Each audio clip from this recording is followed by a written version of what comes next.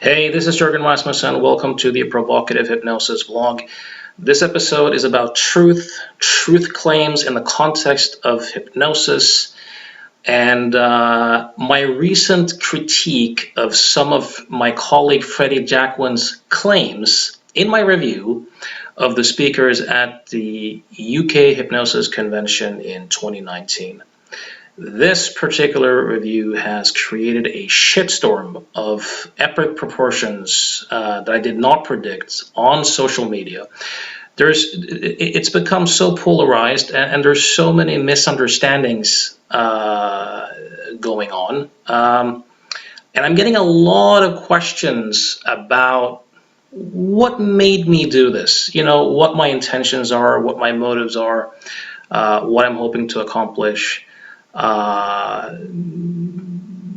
on and so forth. So given the amount of controversy and misunderstandings, I thought it was only fair that I make this vlog episode to do my best to clarify where I'm coming from, what my intentions are, and what drove me to do this. What made me reach the point where, given my particular values and ethical compass, what made me reach the point where I could no longer stay silent on some of these claims.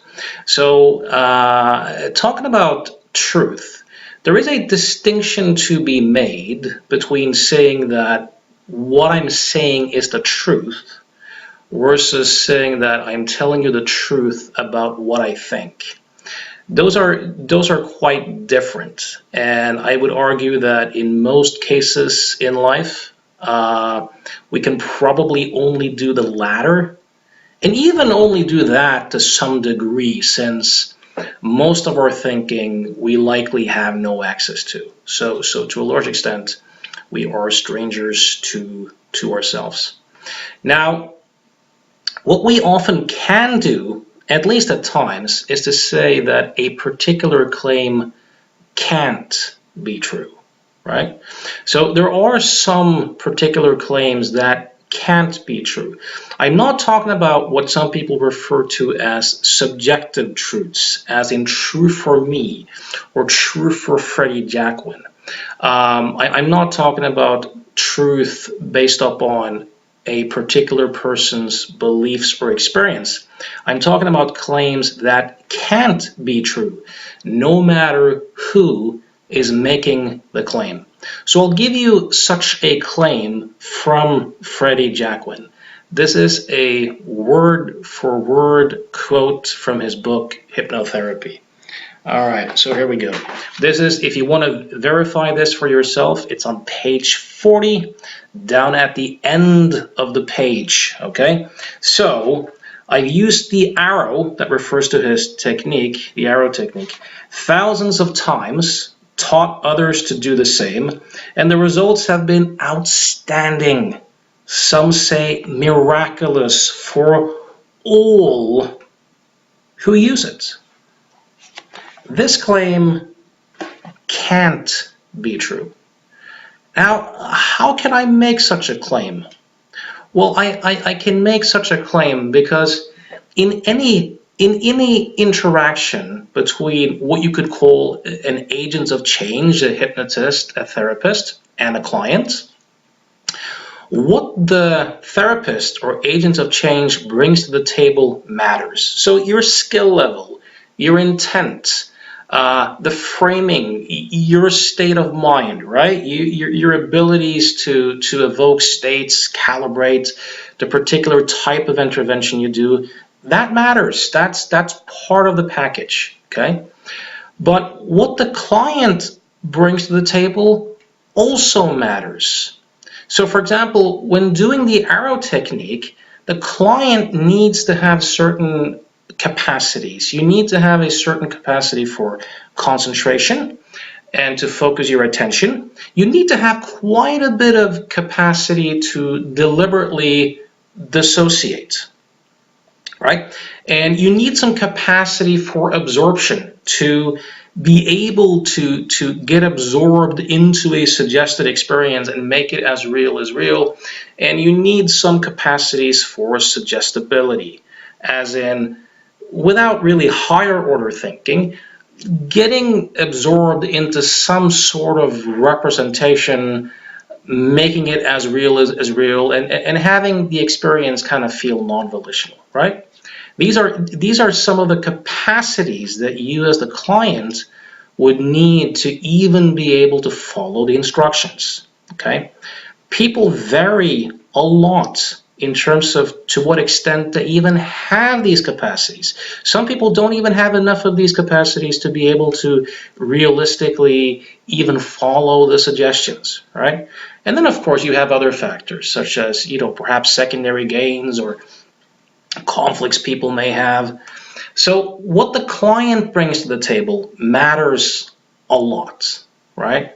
And then you have relational factors, contextual factors, whatever. So there's a lot of relational and contextual factors that kind of, go into the mix. And there's probably factors we don't even know about. So instead of talking about some linear cause and effect, we should probably say that there are a bunch of interdependent factors, some known, some not known, out of which some outcome emerges, right? So if you claim that a particular technique you do has been successful to all who have used it with thousands of clients, you would have to presuppose that all the power lied in the technique itself and the skills of the hypnotist. So this is quite simply not true. It can't be true, right? Now consider this. I mean, even putting a gun to your own head with the intent of killing yourself, that probably has a pretty high success rate. But if thousands of people do this, not even that, is going to have a 100% success rate. Quite a few people will manage to even screw that up. So if people can screw that up, a lot of folks can screw up or not be able to, in a meaningful way, experientially relate to the arrow instructions in a way that generates an outcome, right? So I'm uncomfortable with people making these sorts of claims. Now, on stage, Freddie Jacquin will often take a group of people and use his arrow technique. There might be 30 people on stage simultaneously. Freddie runs through his technique and he promises people, he hypnotically, suggests that the pain is gone and it will never bother you again, right? And of course, there's a lot of pressure and social compliance too in kind of being on stage. Now, why do I have a problem with this? It's another absolutist claim. It's a claim that I think you can't ethically make. Why? Because he doesn't know a shit about most of the people who step up on that stage with pain. What's their medical history? Do they have a diagnosis? What purpose may this pain serve?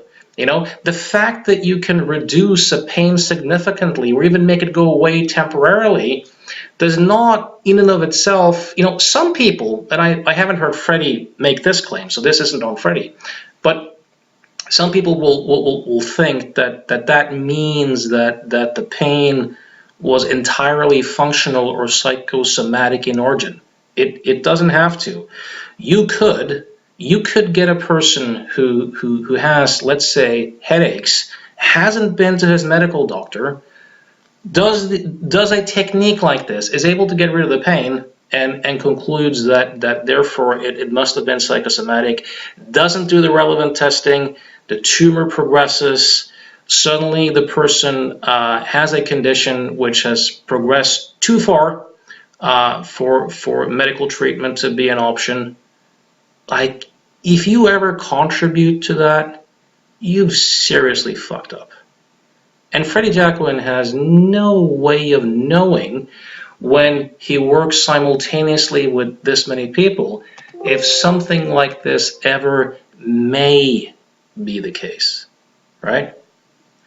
So why am I critiquing this? Well, I do this for a living. I mentor quite a few people. And I have had, this has been bugging me a little bit for some time. I've had several people come up to me and ask me my opinion about these particular sessions and the arrow technique and the claims. And at this particular conference, there were several people who were new to the profession, looking to get into it, who were really inspired by that demonstration, who I spoke to. And I realized that look, while I really like Freddie, and let me say this, and I said this in the preview too, I like the person. Right? He's a character.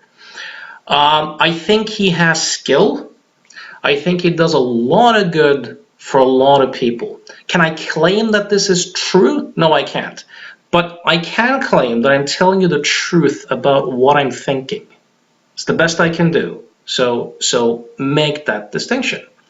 But I reached a point where I realized that, look, when people get inspired by this sorts of stuff, you may have new people who run out there and think that this is the way to actually conduct change work in the real world.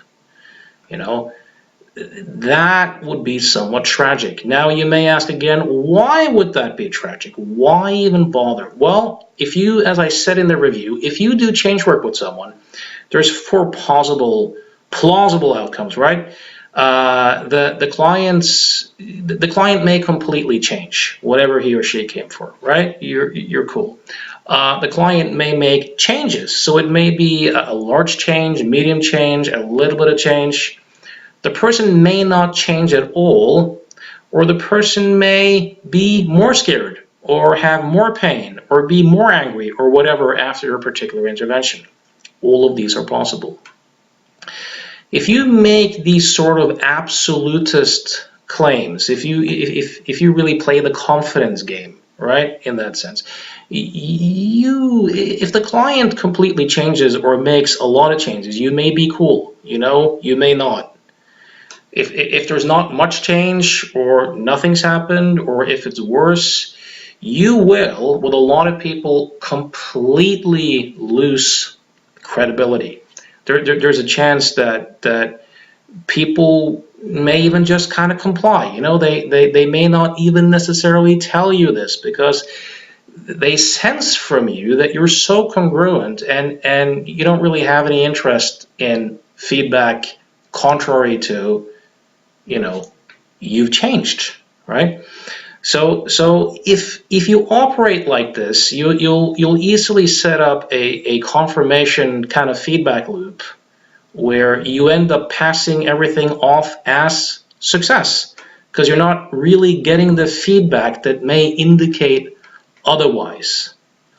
Is this good or healthy? A framework to operate from if you see clients in the real world? No, it's not a healthy and good framework to operate out of if you see clients in the real world. It's not at all.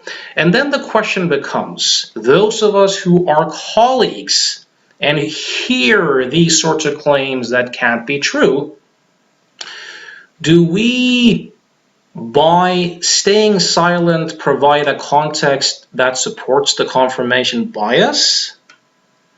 Or do we speak up and just say, look, these particular claims can't be true?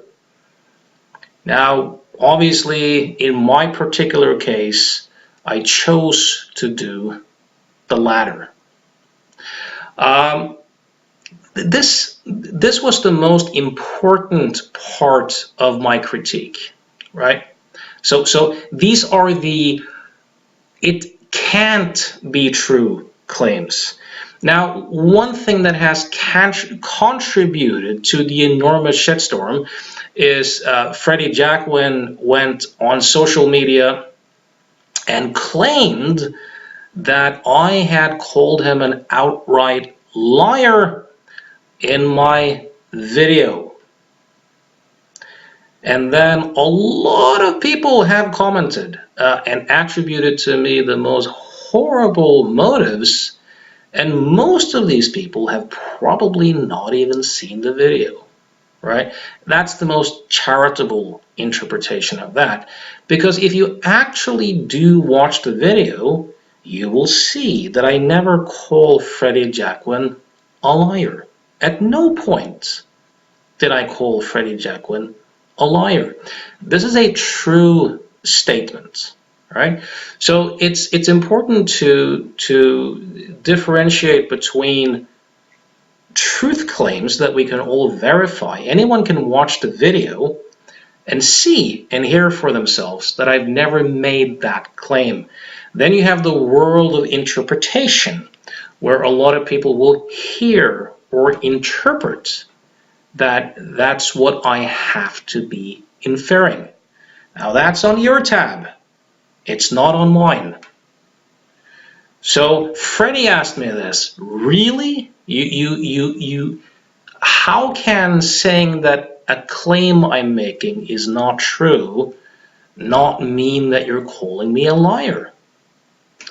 Well, if you make a claim and you sincerely believe, so let's say the claim you're making is not true, but you sincerely believe in it.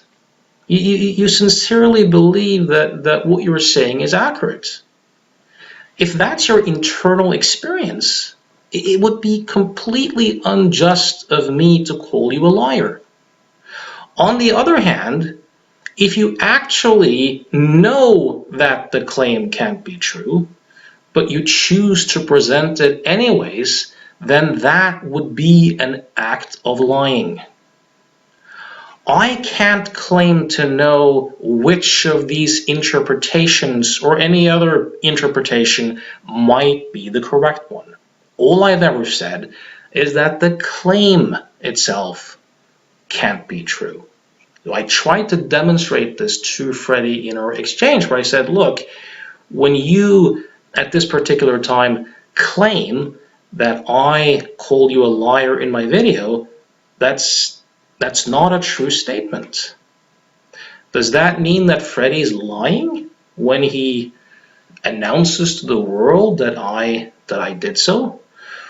Well, that would depend. Like, if he knows that I'm not doing that and he still makes the claim, that would qualify as a yes. But if he hasn't made that distinction, which I think is a way more plausible explanation, then no, that's an example of making a claim that's not true, but he's in all likelihood still not a liar. So a lot of people don't seem to be able to either be able or willing to make such distinctions. There is a distinction between critiquing a claim and critiquing a particular, damning a particular individual. Now, the one part of my critique that has gotten all the attention, I view it as the least important part of the critique, right? But this part of the critique has gotten all the attention.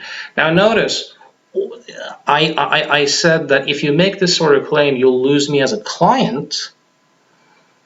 I asked Freddie to reconsider making the claim. I didn't say that this is a claim that can't be true, to be precise. I don't believe that it is true, but I never said that. I quite simply did the math. So Freddie claims in seminars and in writing that he has seen 35,000 clients, right? So I did a little bit of math and I said, look, if you see 5 clients a day, 7 days a week, that would be extremely rough. And you only see each client once, right? Which would be extremely unlikely, right? And you never had a sick day, you never had a vacation, you never had a client cancellation, you would need almost 21 years straight to get to that number. So I challenged it. I brought it out there. I said, look, you may reconsider making these claims. Now, afterwards, he said, well, the way you get there, Jurgen, in addition to seeing clients, is that you just see them in groups of 200 at the same time. Well, I'll grant you, if you see groups of people, 200 people at the same time, and you do that over a period of years, the numbers will stack up. I will say this, though. I don't know. I've been in this field for 22 years. I've never heard anyone include something like that into the category of client work.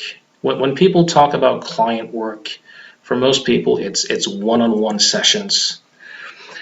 Some people, not many, but some people may do small groups. You may call it client work, probably, if there's some sort of interaction between you and the person, right? But if you bring 200 people into a hotel room under a stop smoking banner, and you, from stage, do some sort of generic speech, hypnotic induction, offer some suggestions, and you're off to the next city, can you then claim to have seen 200 clients that day? I don't think that's plausible.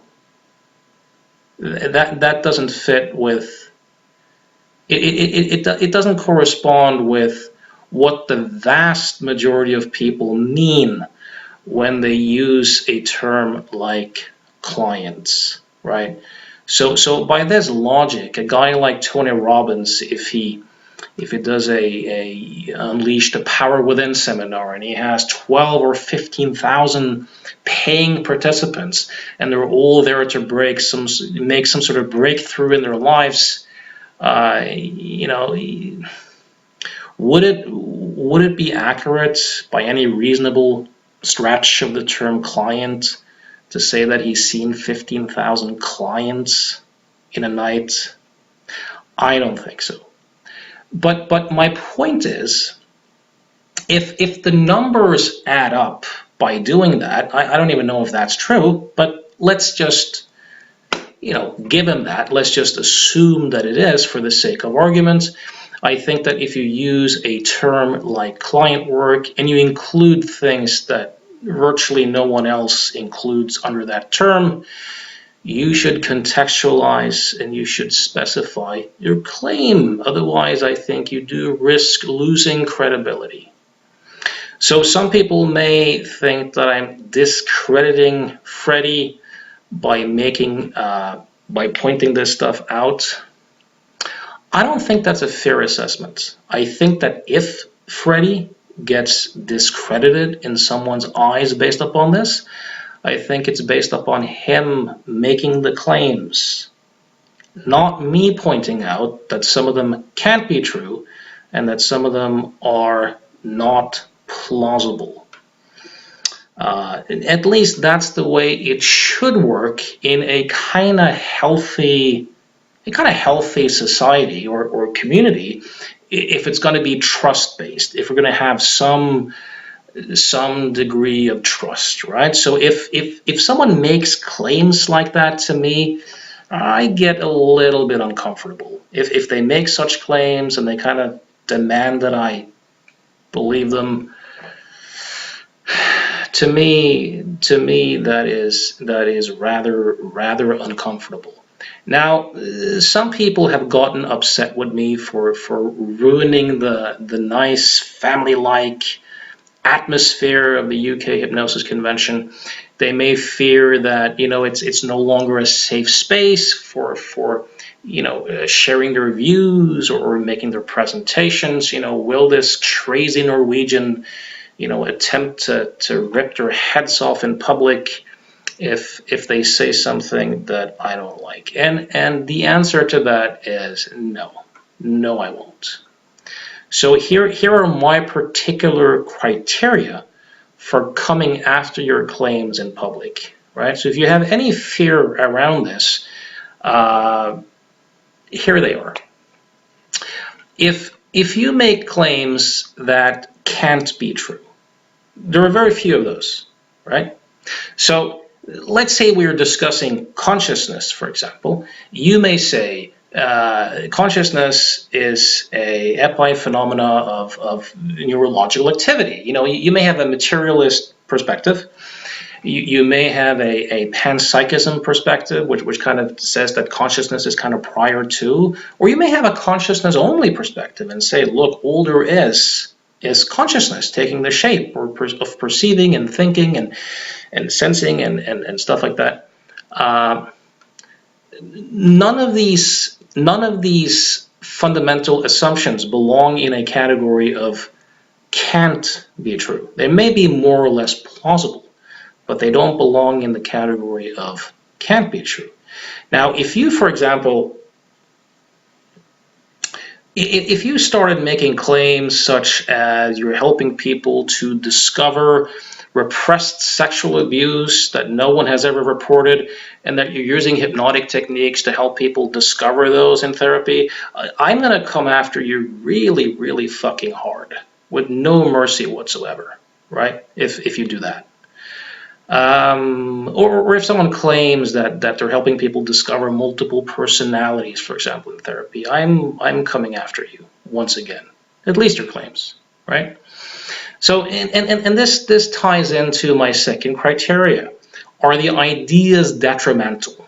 So if you say something to me in a social conversation that can't be true, I'm most likely not going to bother too much. But if you're a public figure, you're a teacher of hypnosis, of a profession that I deeply care about, and you make such claims, and you're a public figure, you sell books, people buy your products, hundreds or thousands of people get exposed to your message, and it inspires people all over the place, if you make claims that can't be true and which may be detrimental to a lot of people, like, for example, the stuff I talked about with pain, I'm going to call out your claims, whether you like it or not.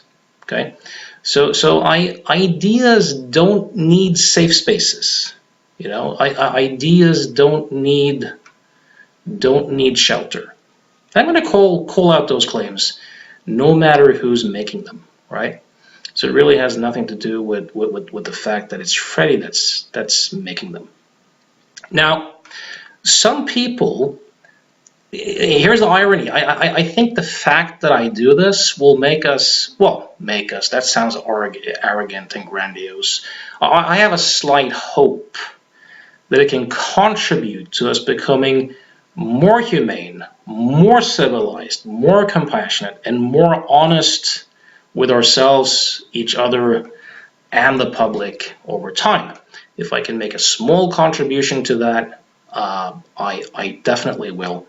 Now, some people have objected to why did I use a public forum to do this? Why not just do it one-on-one with Freddie? Simple answer: I'm not trying to reach Freddie. I have very little optimism that Freddie is going to hear anything but a personal attack in anything that I'm saying here. Now, Freddie, if you're listening to this is, of course, your chance to prove me wrong, and if you do, I'll be happy, right? So I don't have a bone in that particular fight. It's not Freddie I'm trying to reach. It's the students. It's the seminar participants. It's the convention participants. It's the reader of books. It's all the newbies who are trying to establish a practice and who have enough errors to make, to begin with. It's the industry in general, in terms of when someone makes these sort of claims, are you going to be a support for the confirmation bias that keeps those sorts of claims running, or are you not? Right? So I choose to. I choose to not be that. So I'm trying to reach the students, obviously.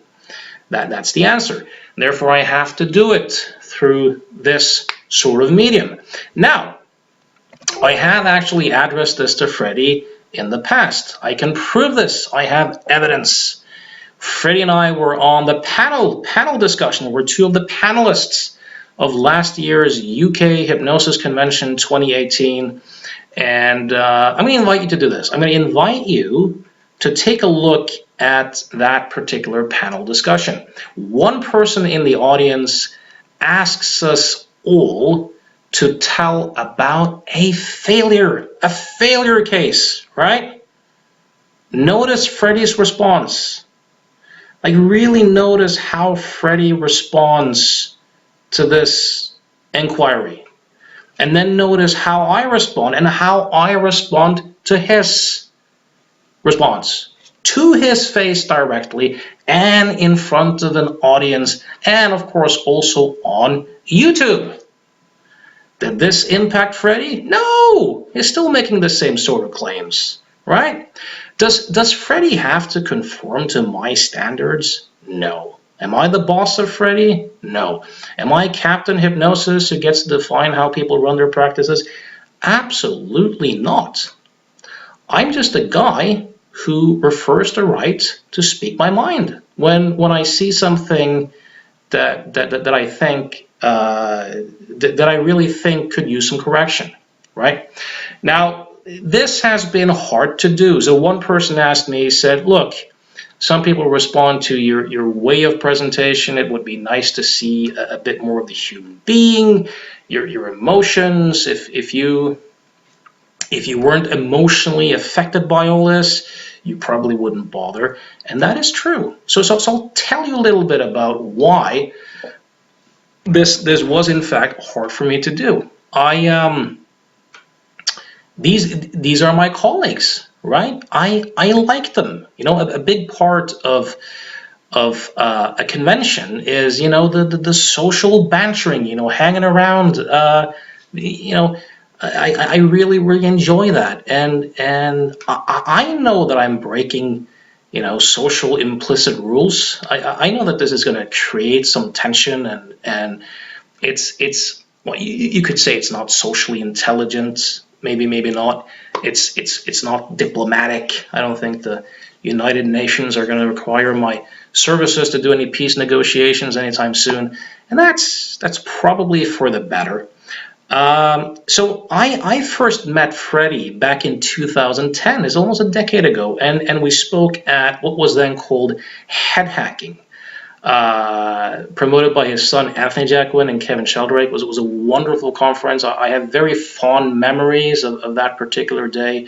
It was my second engagement ever in the UK, so it kind of helped me break onto the UK hypnosis scene a little bit.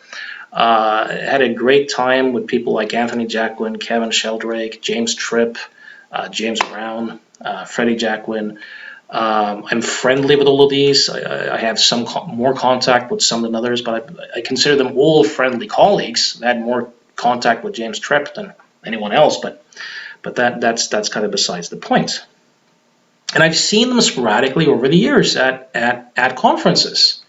So you know, I knew that Freddie would be hurt by this, you know, and I like him. I really like and care for Anthony. I knew that this would be a pain for the promoters of the conference, right? So I'm acutely aware of all these things, right? But I still reached a tipping point where, according to my ethical compass, someone had to blow the whistle sooner or later. No one else did, so it became me. Now, in terms of admitting to failures, you know, Freddie is in good company. I mean, Richard Bandler does not like admitting to failures too much. Milton Erickson reputedly didn't, you know, like doing that too much either.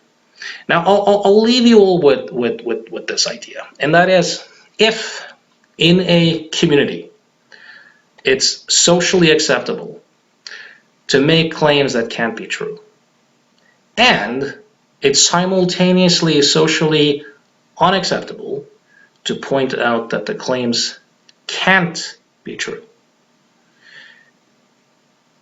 If people primarily obsess over the style in which you did it, attribute to you the most worst possible motives for doing it,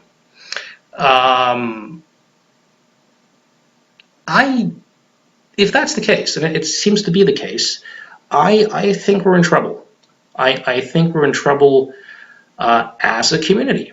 I would like to reverse that trend. That's one of my other intents here. So So what I'm trying to do with this video is I'll go first, right? So I want to make it so that it becomes harder to make claims that can't be true, and a lot easier publicly, socially, to point out the fact that they can't be true. Trust me on this one. We'll likely all be much better off in the end if we can actually do that. We'll be more honest, we'll be more courageous, we'll be more trusting towards each other, and I think that is the way to go. So once again, I hope this was useful. If you have any comments, if you think I'm unfair in any way, if you have any perspective on this, feel free to offer. That's it for this time. See ya.